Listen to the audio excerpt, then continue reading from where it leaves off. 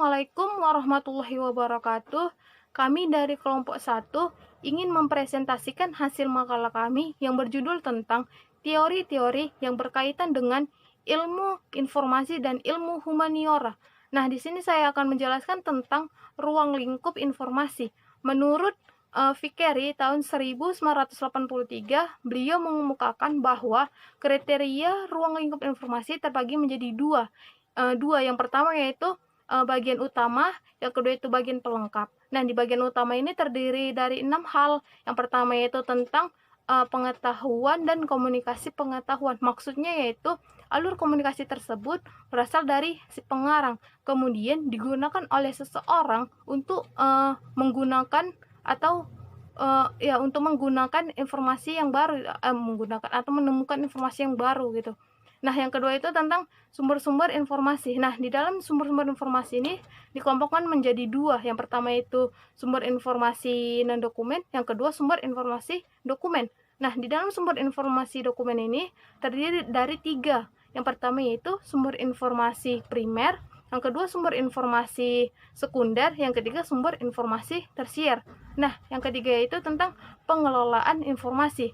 Adalah bagaimana mengelola informasi, mulai dari informasi yang telah disiapkan, diinventarisasikan, dikatalogisasikan, serta diklasifikasikan sampai untuk dilayankan. Nah, yang keempat itu tentang temu kembali informasi. Temu kembali informasi ini adalah penemuan kembali informasi dalam suatu pangkalan data. Dalam penemuan kembali informasi ini digunakan 2 cara.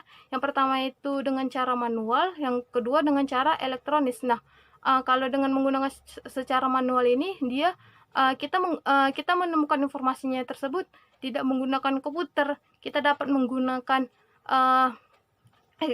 menggunakan katalog perpustakaan, terus buku indeks serta bibliografi. Nah, kalau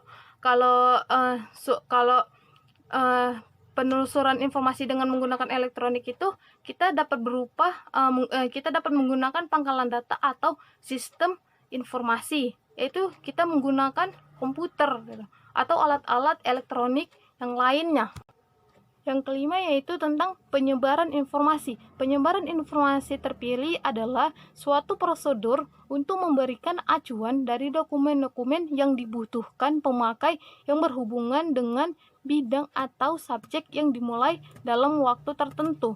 Nah, yang keenam itu tentang manajemen informasi. Menurut Wikipedia, manajemen informasi adalah kumpulan dan pengelolaan informasi dari satu atau beberapa sumber dan pendistribusiannya kepada satu atau beberapa pemakai. Nah, bagian yang kedua yaitu bagian pelengkap. Nah, di bagian pelengkap ini terdiri dari pengelolaan data, yang kedua metode penelitian, yang ketiga yaitu bibliometrik, yang keempat yaitu tentang linguistik, yang kelima yaitu tentang teknologi informasi. Nah, pembahasan selanjutnya akan disampaikan oleh teman saya. Yang selanjutnya itu teori informasi. Nah, teori informasi ini sama halnya dengan ilmu informasi. Apa itu ilmu informasi? Ilmu informasi adalah ilmu interdisipliner yang membahas tentang interpretasi informasi dan berbagai hal terkait dengan proses kognitif, konteks, dan fenomena informasi.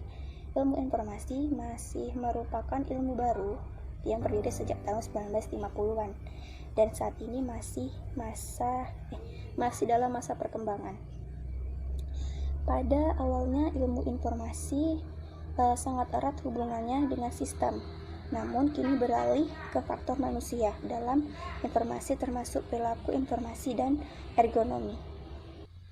Di Indonesia sendiri, jurusan ilmu perpustakaan seringkali diberikan tambahan nama dengan ilmu informasi, sehingga kemudian menjadi ilmu perpustakaan dan informasi atau ilmu informasi dan perpustakaan. Kemudian beberapa pengelola ilmu perpustakaan menambahkan ilmu informasi sebagai bagian dari ilmu perpustakaan. Ini menjadikan ilmu informasi sebagai bagian dari ilmu perpustakaan. Namun, di dikti hanya ada nomenklatur ilmu perpustakaan dan tidak ada ilmu informasi. karena memang ilmu informasi ini masih belum berkembang di Indonesia, jadi belum dapat dipastikan kapan ada jurusan atau program studi ilmu informasi. Dari kalangan luar, ilmu perpustakaan dan informasi juga memandang sebagai bagian dari ilmu perpustakaan. Bahkan jurusan ilmu perpustakaan dan informasi sering dilihat dari kalangan di luar ilmu perpustakaan sebagai ilmu yang mengelola perpustakaan. Namun, di sisi lain lagi, kebanyakan pengajar di dalam ilmu perpustakaan atau ilmu perpustakaan dan informasi pada umumnya adalah lulusan ilmu perpustakaan, baik dari dalam ataupun luar negeri. Hal ini yang kemudian membuat pandangan tentang ilmu informasi semakin sempit. Tidak kalah menarik adalah sebagian kalangan pustakawan sendiri merasa kurang percaya diri dengan sebutan pustakawan untuk profesinya dan perpustakaan untuk tempat bekerjanya. Sementara kalau disebut sebagai ahli informasi, ya jelas belum sesuai karena latar belakangnya adalah ilmu perpustakaan. Dan interrelasi beberapa ilmu yang berkecimpung dalam informasi seringkali membingungkan banyak orang dalam mendefinisikan ilmu informasi. Meskipun sebetulnya kebingungan itu sendiri dapat dilacak. Alasannya, ilmu informasi dan ilmu perpustakaan misalnya adalah dua bidang yang berbeda, tetapi terkait. Meskipun keduanya terkait erat dengan informasi, baik ilmu perpustakaan maupun ilmu informasi yang memiliki dasar teori dan metodologi yang berbeda. Begitu juga dengan solusi atas masalah informasi yang harus ditangani dalam ilmu informasi maupun ilmu perpustakaan. Ilmu informasi sangat terfokus dengan temu kembali informasi.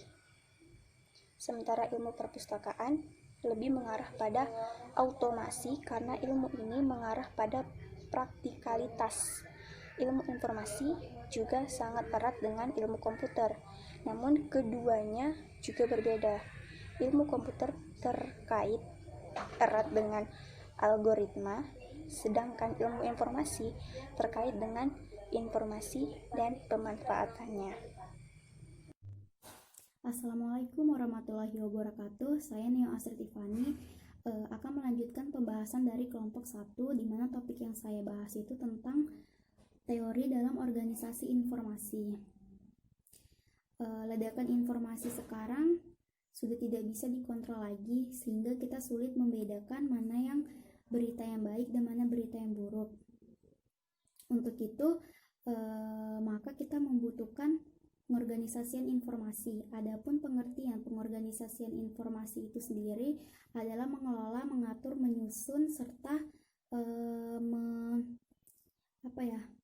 menstrukturkan, membedakan mana berita yang hoax dan mana berita yang informatif. Di dalam sebuah perpustakaan wajib pengorganisasian informasi, karena setiap informasi yang masuk di dalam sebuah perpustakaan akan mengalami pengorganisasian ataupun mensortir apakah berita itu bermanfaat bagi pemustaka atau pengguna atau tidak.